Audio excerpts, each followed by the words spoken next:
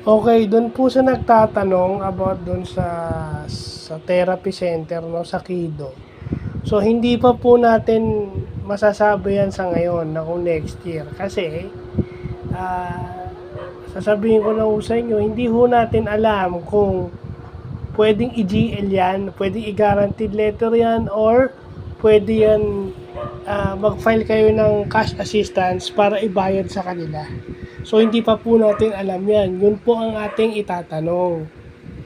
Hindi ho tayo puwedeng basta maniwala do'n sa mga sabi-sabi na puwedeng pumunta, okay? Sana po maniwala kayo sa mga officers nyo, PWD officers nyo. Kasi responsibilidad po namin ang magtanong doon sa therapy center kung ano ba talaga ang kanilang gagawin. Kasi sa pagkakaalam ko po, parang hindi pa ayos yung requirements galing sa government, no? Ang pwede lang ho natin gawin, hopefully pag pumunta ron makapagpa-reserve, kung pwede magpa-reserve, and then pag naayos na yung kanilang requirements, pwede na silang mag-accept ng GL or mag-accept ng cash assistance. Tayo po ang isa sa ipa-priority nila. Kasi pag pumunta kayo ron, baka singilin kayo, wala naman kayong pambayad, di ba?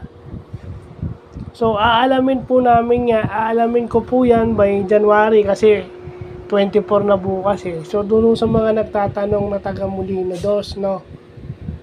Doon sa mga nagtatanong na taga Molino 2, antay-antay lang ho tayo, no? Antay-antay lang ho tayo, huwag tayo mainip kasi isa yan sa ipa-priority natin, yung therapy center na yan. No, at lalo na dun sa mga taga Villa Esperanza and Ramblers, no. Lalo na dun kay Ma'am Marley, di ba? Check natin 'yan kasi hindi natin alam kung scam 'yan eh, di ba? Baka magulat kayo. Bakit hindi kami sinasabihan ng mga officer, hindi ho. Hindi pa nga ho namin alam. Kaya ho, wag muna kayong magulat kasi sasabihin ko naman ho dito kung ano yung napagkasunduan namin. Ako ano yung napag-usapan, hindi ko naman ho itatago. Sabihin ko ho sa inyo. Hindi ho tayo pwedeng maniwala ho sa mga sabi-sabi na na basta lang basta by January punta lang kayo. Hindi ho tayo pwedeng maniwala dyan kasi pag naniwala ho tayo at tayo medyo hindi natin nagustuhan yung ang kawawa po hindi lang officer, pati po hindi lang ho yung presidente, pati na ho yung ating barangay captain. No, yung reputasyon po ng ating kapitan ang masisira, ang bait-bait ho ni kapitan.